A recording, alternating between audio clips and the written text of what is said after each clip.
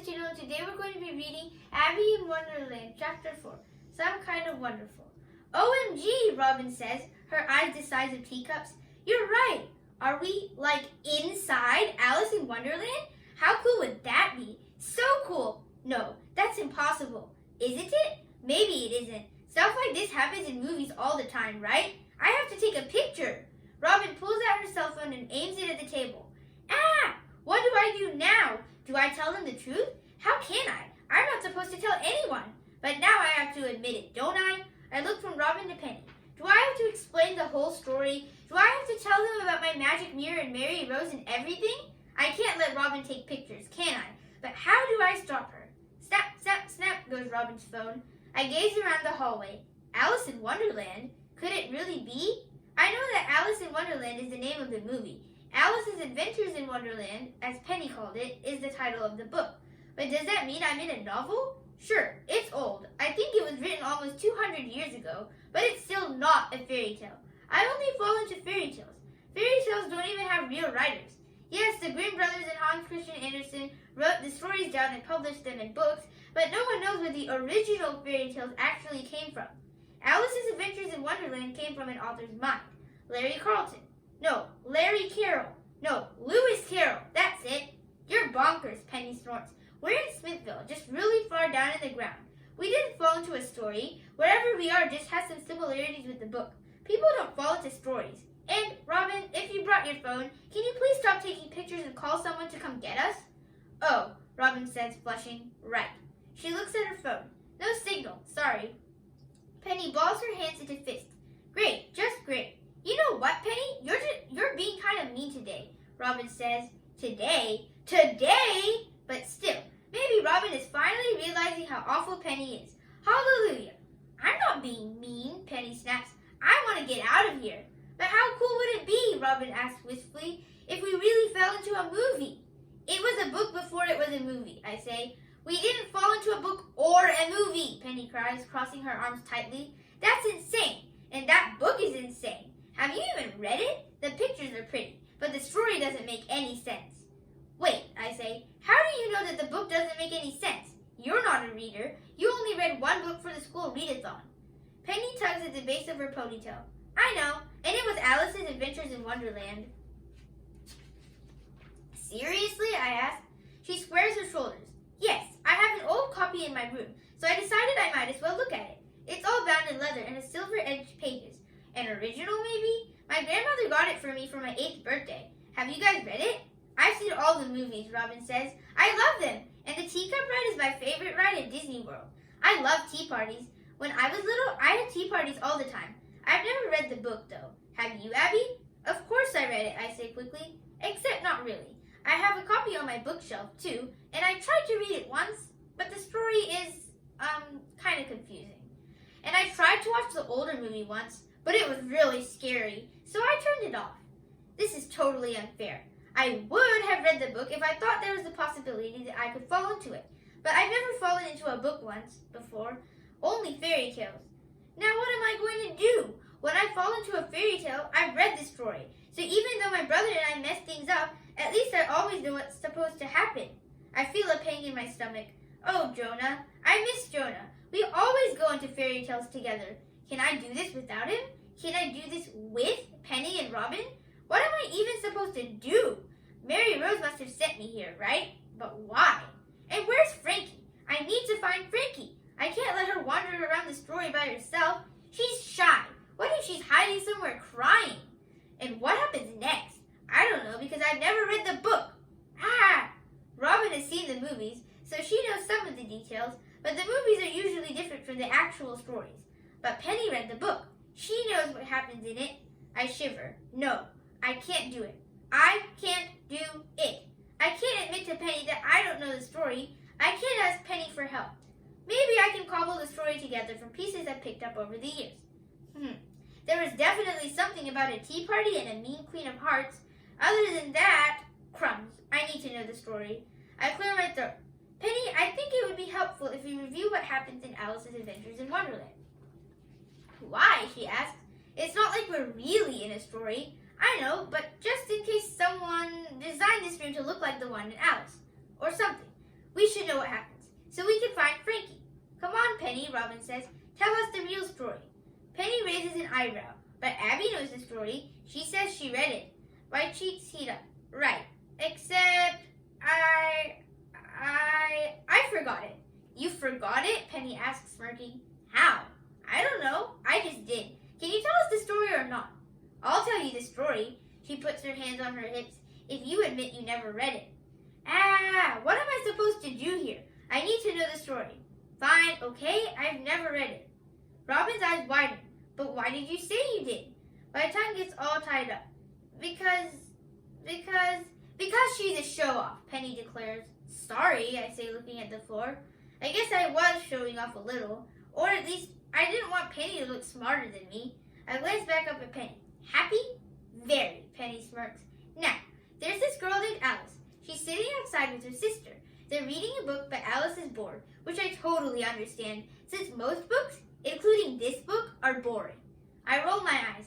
I can't believe Penny read the book and I didn't. I really can't. And then, I ask, Alice sees a talking white rabbit that says something about being late in. For some reason, Alice thinks it's a good idea to follow him right down a rabbit hole. She falls down a hole, just like we did, Robin says. Oh wow, oh wow, oh wow. We're really in Alice in Wonderland. This is the coolest thing to have ever happened to me. I love how excited Robin is. She's the best. I wish she could come into every story with me. But we didn't follow a talking rabbit, Penny says. We followed a talking crazy person named Abby. Oh, for Pete's sake, you're the one who wanted to play outside, I holler. Do not blame me for this, she hollers back. Guys, Robin says, putting her hands up. Stop fighting. Can you go on with this story, I mutter. Fine, Penny says, twirling her super blonde ponytail. So where was I? Oh, right. Alice landed in a weird hallway. There were lots of locked doors and yada, yada, yada. She saw a pretty garden.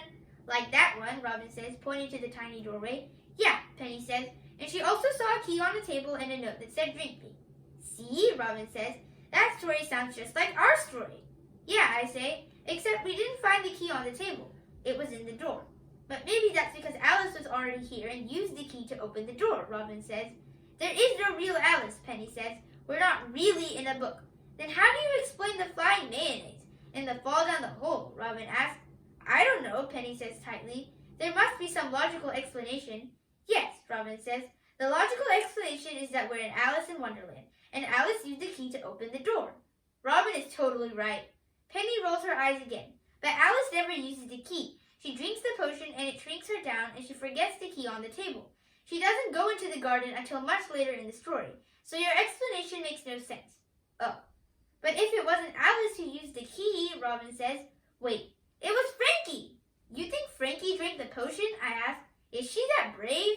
Yes, she for sure read the book, Robin says. She would have known to drink the potion, so she'd shrink down and she used the key to open the door. Then she's probably in the garden right now, I say, trying to peer at the tiny doorway.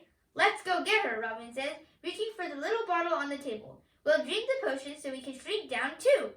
Guys, Penny says, we're not in Alice in Wonderland, and there is no way I'm drinking from some random bottle of who knows what. It can be poison. I see Penny's point. If I were here with Jonah, I would not let him drink the potion. But if we don't do anything, we'll never find Frankie. I try to think rationally. Look, I say, pointing to the half-empty bottle. Frankie obviously drank some of the potion already, and she must be okay, or she wouldn't have been able to open the door. I think we should drink the potion. You're both nuts, Penny says. Okay, I say. How about one of us tries a tiny sip first? And if that person shrinks, then the rest of us drink it too. Deal? Deal, Robin says.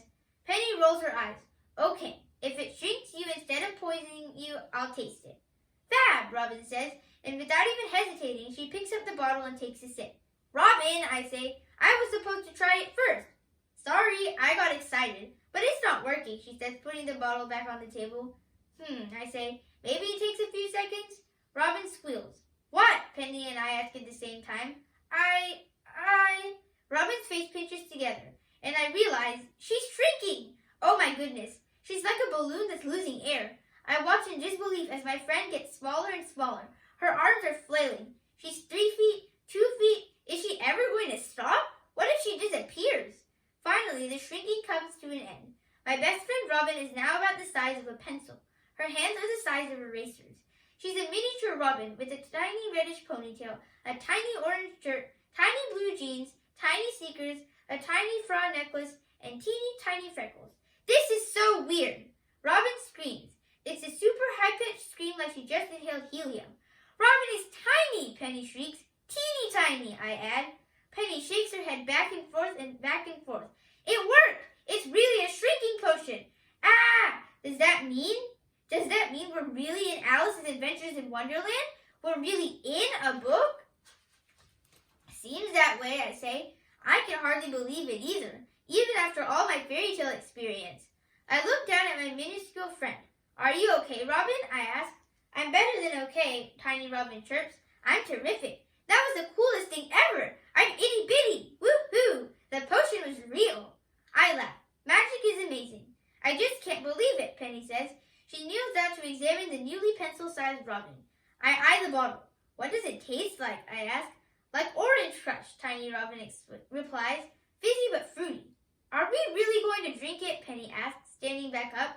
Maybe we shouldn't. Who knows what can happen? We're going to get small, I say. I am a little nervous.